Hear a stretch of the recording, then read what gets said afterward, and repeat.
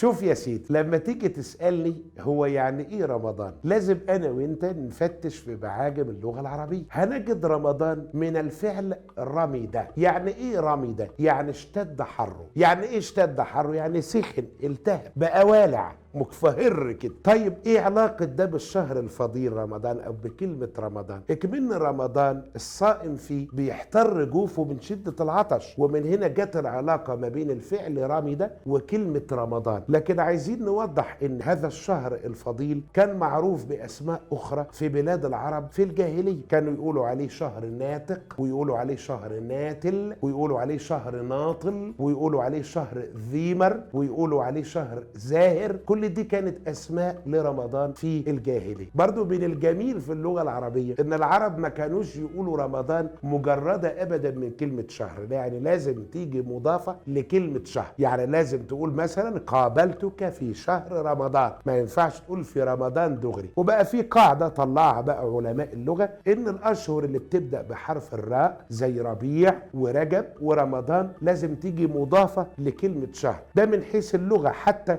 انت برضو من رمضان تيجي كلمة تانية اسمها الرمضاء. يعني ايه الرمضاء؟ يعني الارض الساخنة، الارض اللي سخنت من وقع الشمس عليها، او الحجارة المحماة اللي بيشوى عليها مثلا اللحوم وكذا. كل ده يسموه الرمضاء، الارض السخنة. ومن هنا كل المعاني دي بتصب في فكرة الصعوبة وحر الجوف اللي بيصيب الصائم وهو طبعا في نهار رمضان وبيتحمل هذا. ومن هنا جاء ارتباط كلمة رمضان بالفعل رمضة، والرمضاء زي ما قلنا الأرض السخنة. ودي كل الحكاية بس يا سيدي، ورمضان كريم.